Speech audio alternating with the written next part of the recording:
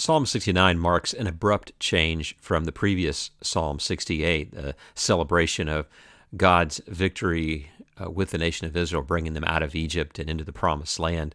And Psalm 69 takes us right back into one of the deepest and darkest of the laments.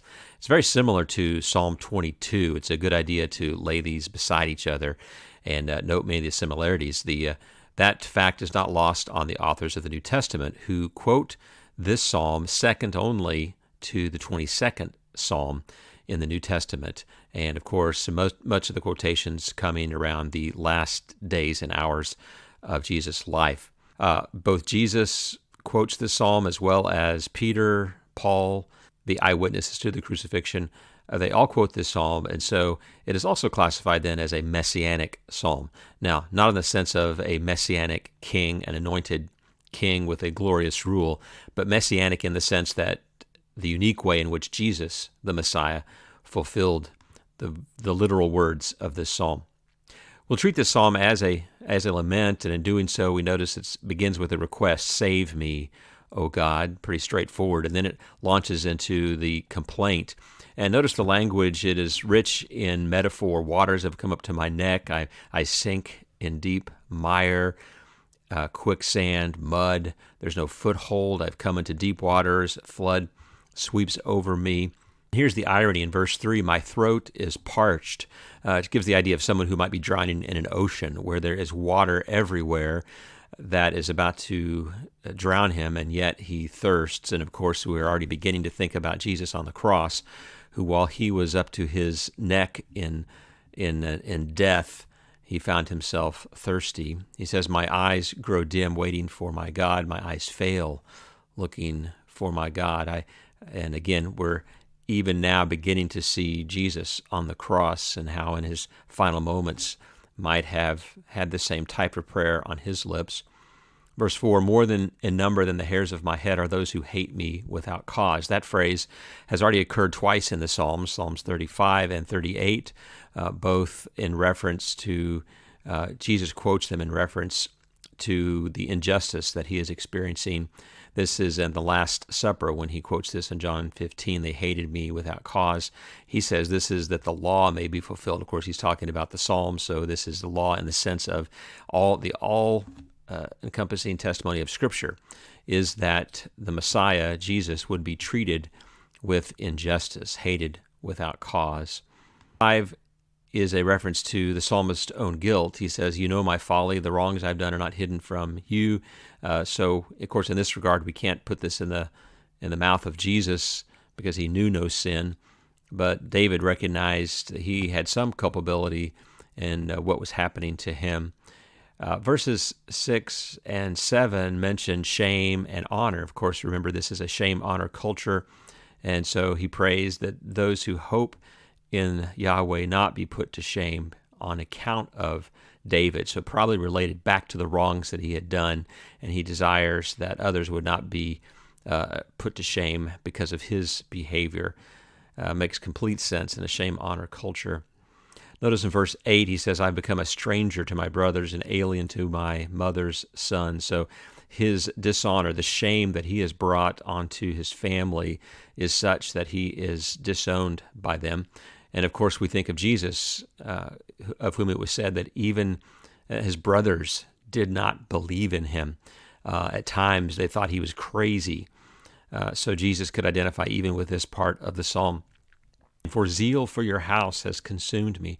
John, an eyewitness to this moment in Jesus' life, early in his ministry when he cleanses the temple for the first time, his disciples remembered, it was written, zeal for your house will consume me. His disciples connected this psalm later with Jesus. The reproaches of those who reproach you have fallen on me.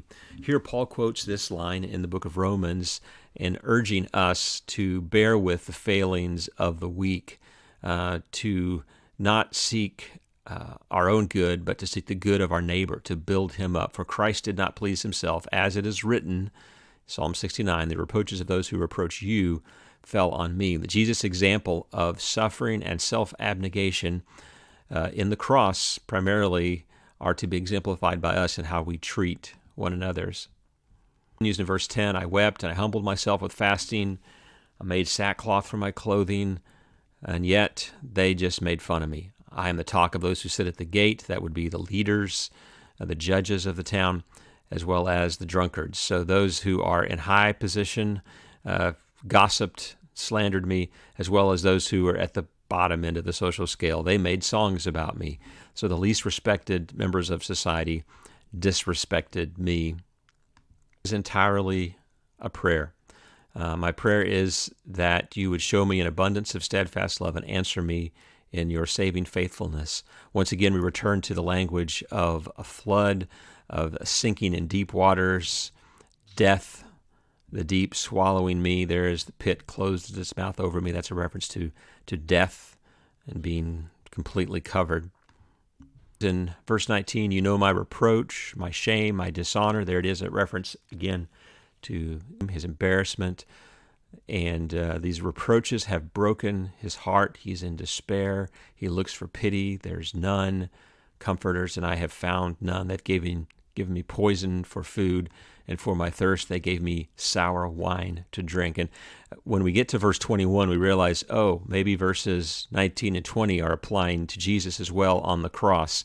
It was nothing more humiliating in the ancient world than to be hung on a cross, to be stripped of your clothes, and to be hung publicly for the world to see. Jesus was mocked and ridiculed all the way to the cross and at the cross.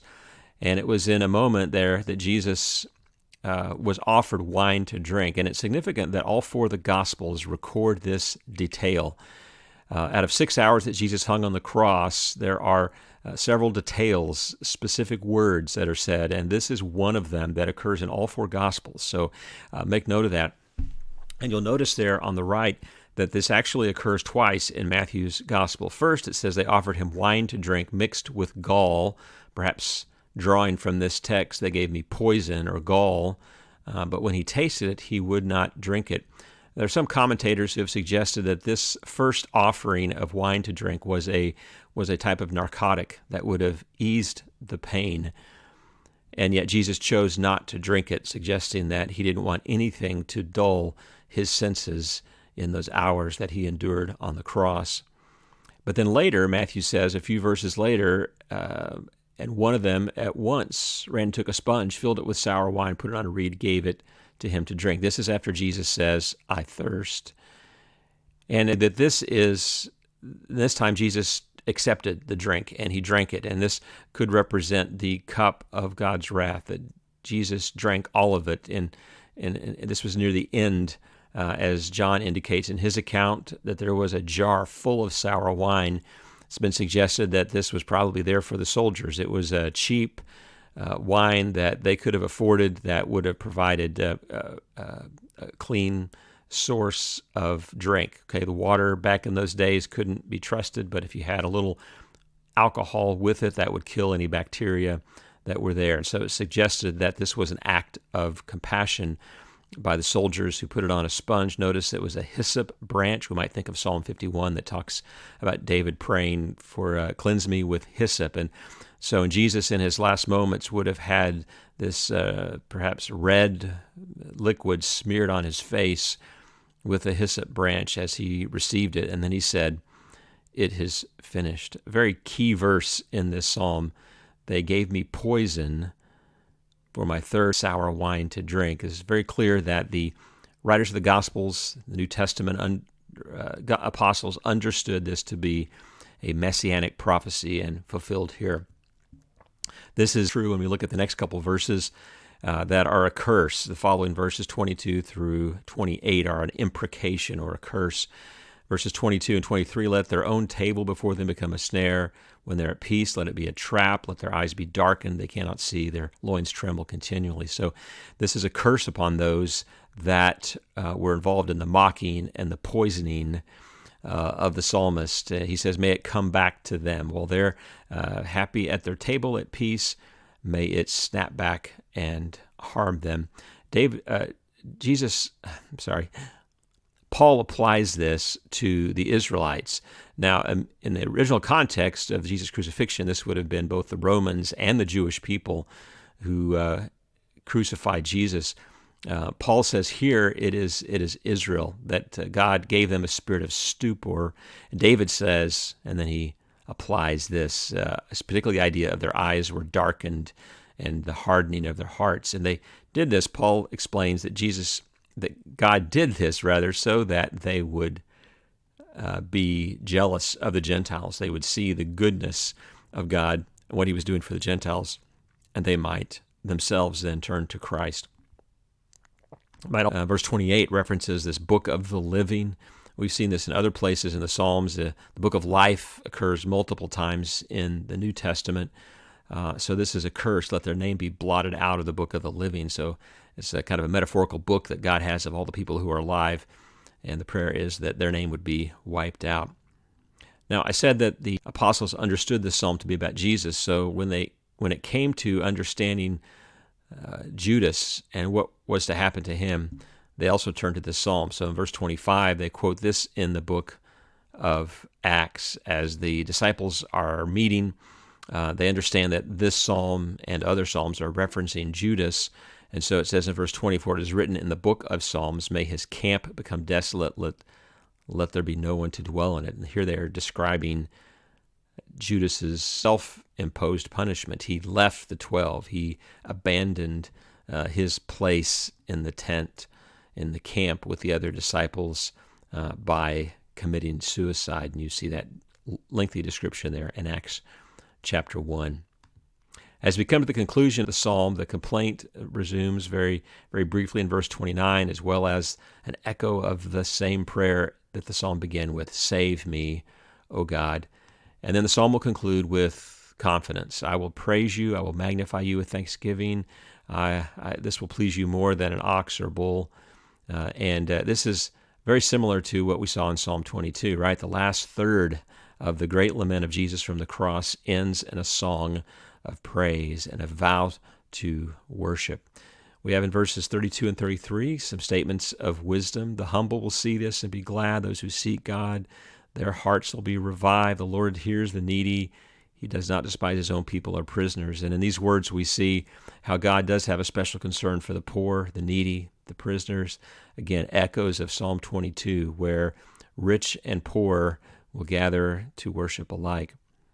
And then there's a call to praise to all of creation, heaven, earth, the seas, that is water, earth, and sky, all the realms of creation, everything that moves. So all things that live and have breath are enjoined to praise God in this moment. For God will save Zion, and he will build up the cities of Judah. People shall dwell there and possess it. The offspring of servants shall inherit it. Those who love his name shall dwell in it. He has here in the final moments of this psalm a beautiful picture of community in worship and living their lives aligned with God's ways. And you could pull up the last stanza of Psalm 22 and see all these comparisons. His personal vow to praise. I will perform my vows before you, before those who fear him. The afflicted will hear. The ends of the earth shall remember. All the families of the nations will worship you. The coming generation. So a lot of similar phrases here as this psalm ends with exuberant praise and trust. And so we conclude that this psalm, like Psalm 22, very likely was, if not prayed by Jesus on the cross, was certainly in the mind of the eyewitnesses and later in the church as they thought about the crucifixion. They thought about this psalm and how Jesus fulfilled it, how Jesus prayed and lived out these very words of David written some 1,000 years before. And it's a reminder suffers with us. Whatever mocking, shame, betrayal we might have experienced, know that God himself experienced it to an infinitely greater degree than we ever will in Jesus on the cross. And he experienced ultimate victory, as the conclusion of this song demonstrates to us.